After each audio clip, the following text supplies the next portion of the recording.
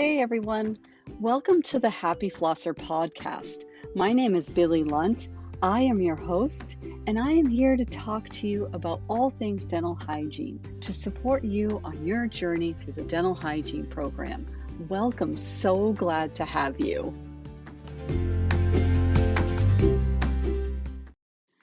Hey everyone, in this episode, we are going to take a deep dive into AAP classifications. And when you take your periodontal courses, you'll get right deep into this stuff. And really, this is the heartbeat of what it is to be a dental hygienist. And the hygienist plays a key role at helping to walk a patient down the process through the assessment and to accurately classify our patients. So you really need to get to know AAP classification really well. I'm really hoping that I can give you a broad understanding of AAP classification so that you can confidently go into the clinical setting and know exactly how to classify your patients. Now, what is AAP classification? It's a system that's used to help diagnose our patients and put them into different categories based on how they present and what their disease level is, or maybe they're healthy, right? So the AAP classification puts patients into different categories based on the results of the assessment process. And what I really love about this updated classification system was that the last system came out in 1999. So we definitely needed an upgrade. So much research had come out since 1999 that really showed a lot of connection between systemic health and periodontal health. And none of the ways that we were classifying periodontal disease before this new classification systems were really articulating those correlations. So I really love the new classification system. The other thing that was nice in the design of this new system is that it really keeps everything open so that as new research comes out, we can plug in some of that new research into the new updated classification system so that it really helps us manage our patients correctly. In this episode, we'll take a deep dive into what the classification system is, how we accurately classify our patients, and what we do with our patients once we get them classified. What does it actually mean once we put them into a category, on how we prepare a comprehensive treatment plan and what those phases of the treatment plans look like, what our action steps are, what our roles are, and how we manage those patients and what we communicate with our patients about. That's what we'll talk about. Hey, are you in dental hygiene school or just got your acceptance letter and just started dental hygiene school and you're worried about how you're going to fit it all in, what the evaluations are like, what the key strategies you need to set up in order to be successful? You don't want to have worked all this time to get accepted into dental hygiene school only to make some pretty major errors in your first and second semester. I've put together a course that will really help you set yourself straight right out of the gate and get yourself started on the right foot in dental hygiene school. Whether or not you're just entering school or you've done your prerequisites and you're just well on your way halfway through, this course is designed to help get you straight and keep you straight so that you can become a dental hygienist. Click the link in the show notes and check it out.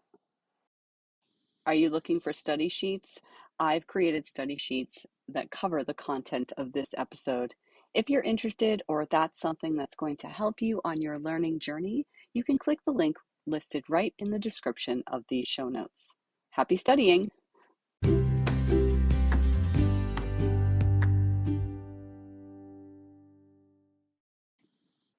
Before we even get into the different categories and groups of how we categorize our patients once we make a determination of the results of their assessment, I just want to share one of the things that I truly love about this new classification system.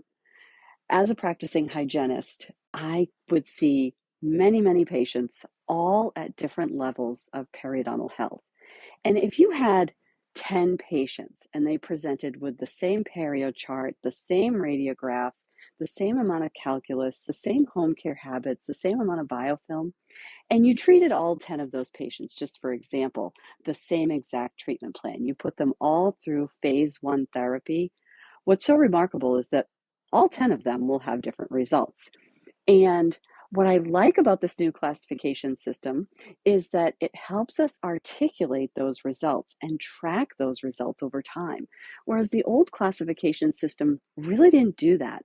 So we would be left having to describe those things in our clinical notes ourselves without really having something concrete to go by, so that any hygienist or dentist could read our notes and know exactly how that patient presented that day. We had to use descriptive words and gingival assessment words in order to really articulate the results of our phase 1 therapy.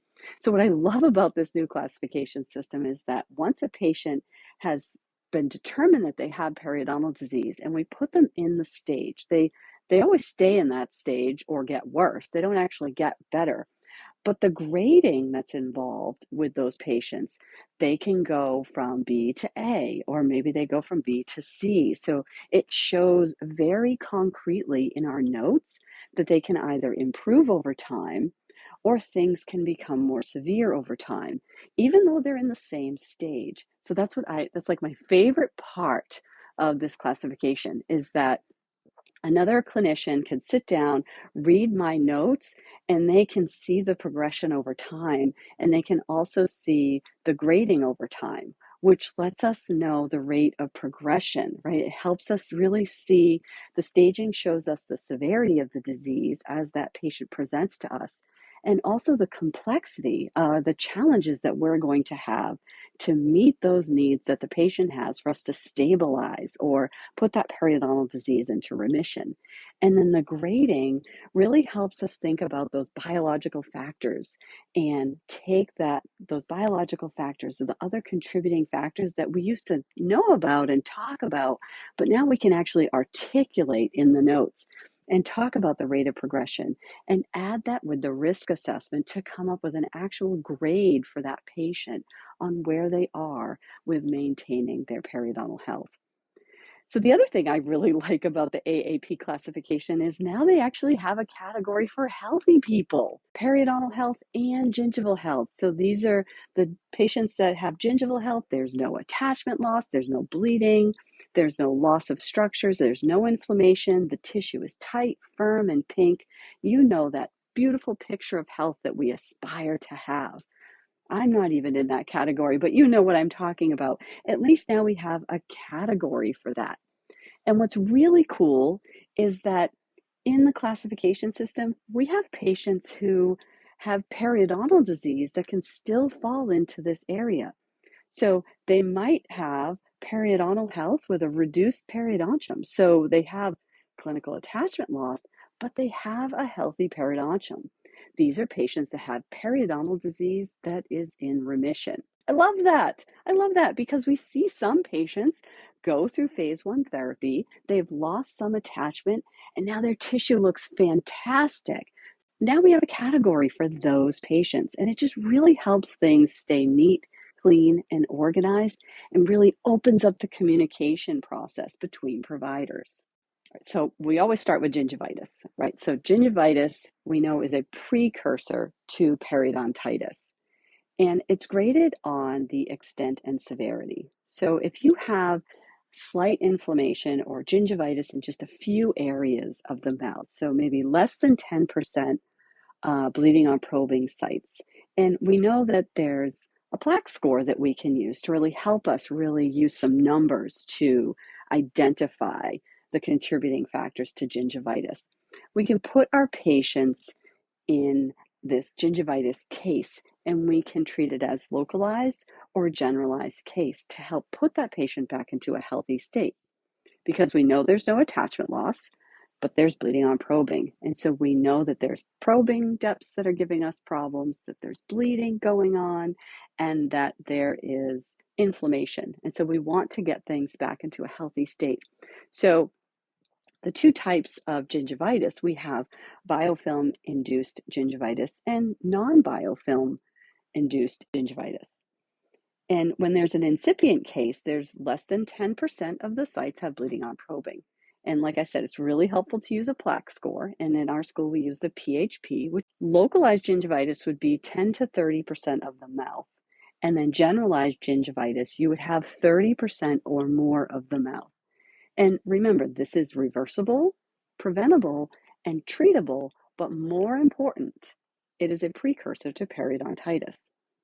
So the treatment plan we would put together for somebody who presents with gingivitis is to remove the local irritating contributing factors and provide a huge amount of education.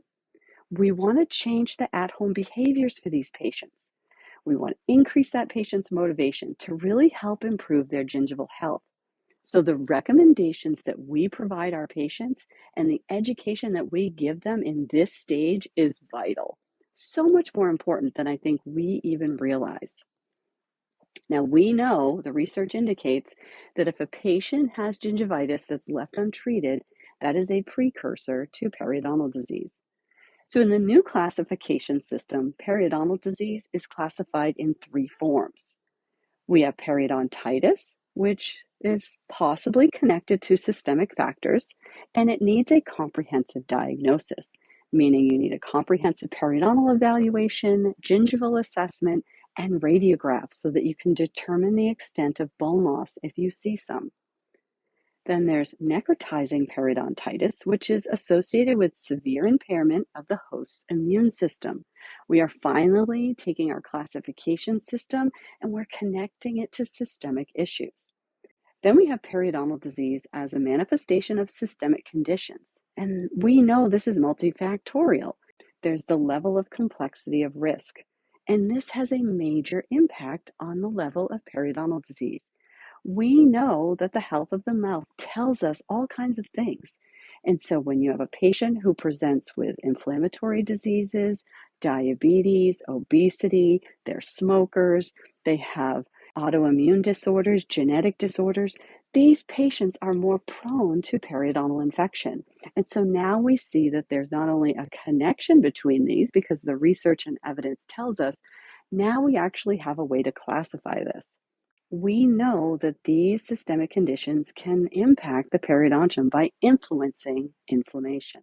Thinking about the periodontal manifestations, in addition to systemic diseases and acquired conditions that our patients have, we have 3 different areas of periodontal manifestations that are also contributing factors. So 3 different categories to really help you nail down where your patient is on the path to periodontal disease. There are mucogingival deformities, and these include things like soft tissue recession, excessive gingiva, decreased vestibular depth. Remember, when we're doing our intra-extra oral exam, we're looking at those frenums, we're looking at those attachments, and we're looking for a lack of attached gingiva when we're doing our gingival assessment. Another periodontal manifestation is traumatic occlusal forces. We're looking for primary occlusal trauma, secondary occlusal trauma, and orthodontic factors and forces that contribute to the manifestation of periodontal infection. Then we're also looking at prosthetics and teeth. So there's localized tooth-related forces, and then there's dental prosthetics like partials and fixed bridges that contribute to periodontal manifestations of disease. What's even better with this new classification system is that we have an entire category for peri-implant disease. And the peri-implant disease category, this is specifically for just periodontal implants. There are 4 categories of peri-implant diseases and conditions. So if you have a patient who presents with an implant, you want to take a watchful eye and articulate exactly what's going on with that specific implant. So we know that the goal is health, and that's the first category for peri-implant. Number 2 is mucositis. And you could relate this to gingivitis for implants. So if you have a gingivitis area around an implant, that has its own manifestation and category. So that's your mucositis. And there are rapid changes that can happen around implants when you see gingivitis around an implant if you don't do treatment early. The third category is peri-implantitis, and this is when we have periodontal disease around the implant. And then the fourth category is peri-implant soft and hard tissue deficiencies. So based on what the radiographs show, If there's vertical bone loss evident along with bleeding, evidence of disease, this is your fourth category, and those are specifically related to periodontal implants. Now, keep in mind that an implant has less attachment, so disease progression is more rapid. There's not as many of those gingival fibers and periodontal fibers that help protect the actual structure around. We have determined that our patient has periodontal disease. Immediately, you want to be thinking, okay, what are the things that connect the dots here? I've looked at the radiographs, there's bone loss. We're going to look for the worst area. So you're looking at the whole full mouth series and you see bone loss. And even if it's just in one area, you have a patient with periodontal disease. And you want to be really careful and mindful when you are staging your patient. Once you've staged your patient, they don't actually improve on their staging. 4 stages, 1, 2, 3, and 4. And I think the hardest one to stage is stage 1, because stage 1 is just that next step from gingivitis. They've had gingivitis, they've had gingivitis, they've had gingivitis, and now they've crossed over the threshold, and now your patient has stage 1 periodontal disease. So what does that look like? Their clinical attachment loss at the worst site is 1 to 2 millimeters. When you're looking at the radiographs, there's less than 15% radiographic bone loss, which is not a lot. So you can see how sometimes this can get past you, and you might diagnose that patient with gingivitis. So stage 1 is the really hardest one to diagnose correctly. There's no tooth loss due to periodontal disease in stage 1, and the max probe depths are less than or equal to 4 millimeters. Mostly on the radiographs, when you are looking across the dentition, it's horizontal bone loss. This is your stage 1 classification of periodontal disease.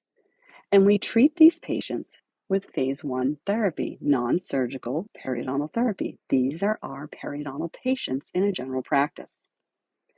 Treating early is the most effective. We know this, just like with any other disease. We want to get the periodontal disease under control and put it into remission.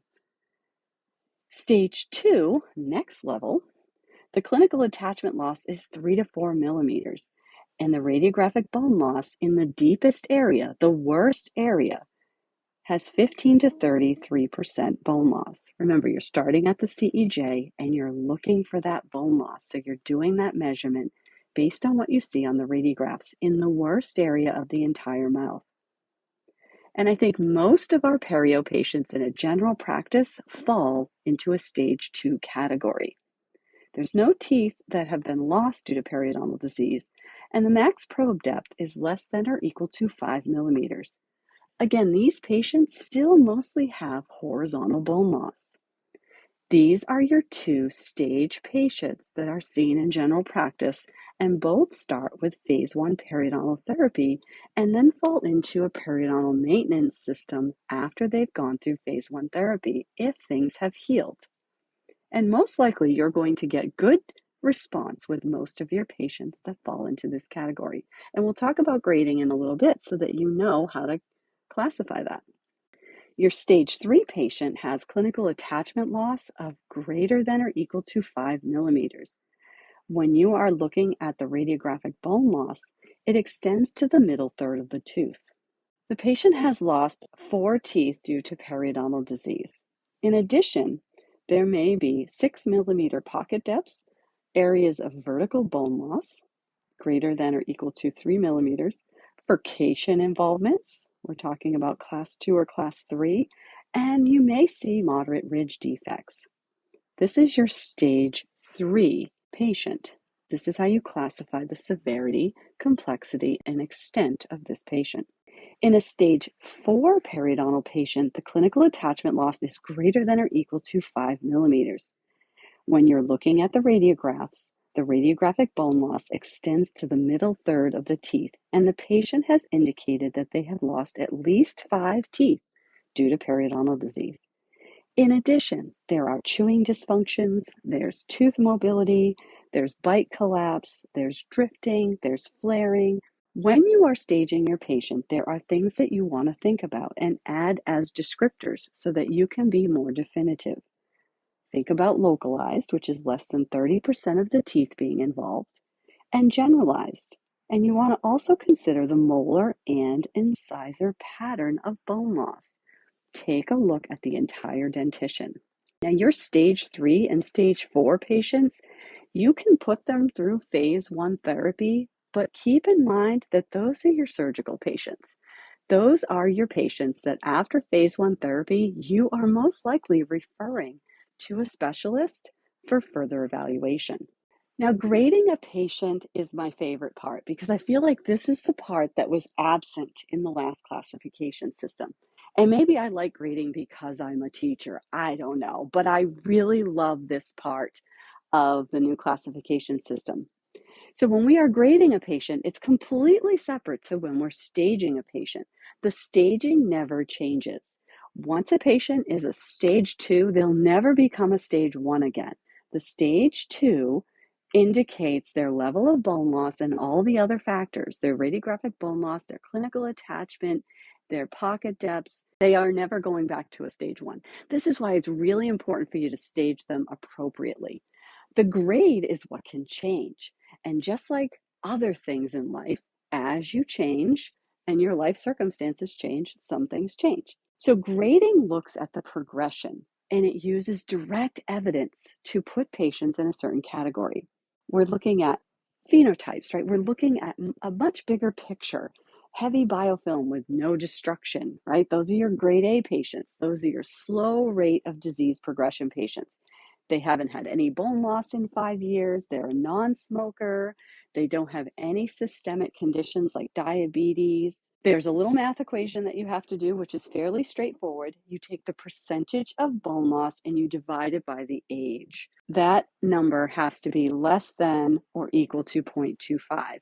These are your patients who've gone through periodontal therapy, phase 1 periodontal therapy, and when they show up, everything is stable. The tissue looks good, their biofilm control looks good, they're healthy, they're keeping everything, they're at home, they're keeping everything slow rate of progression. They're keeping their periodontal disease in remission. These are your grade A patients.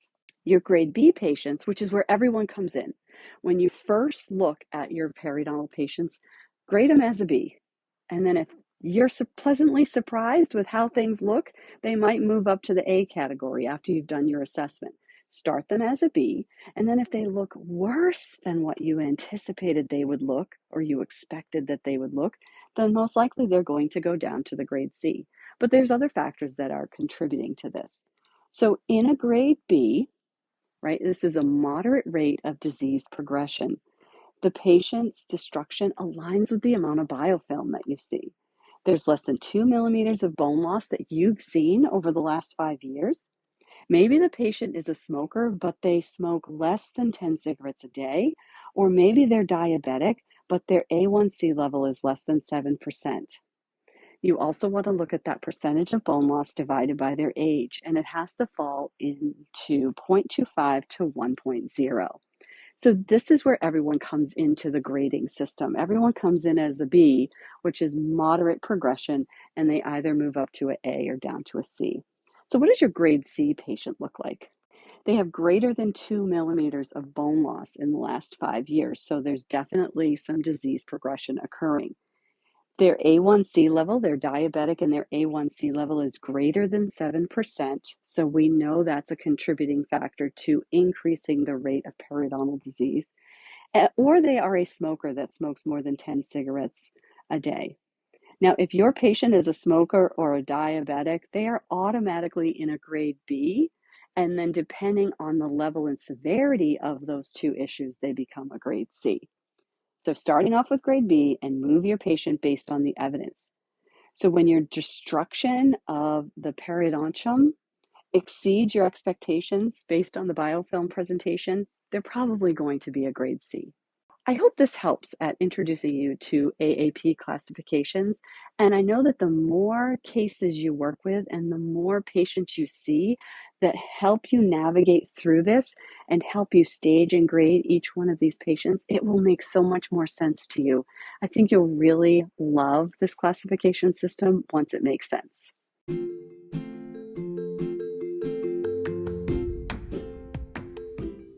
I would invite you to send me any questions that you need answered.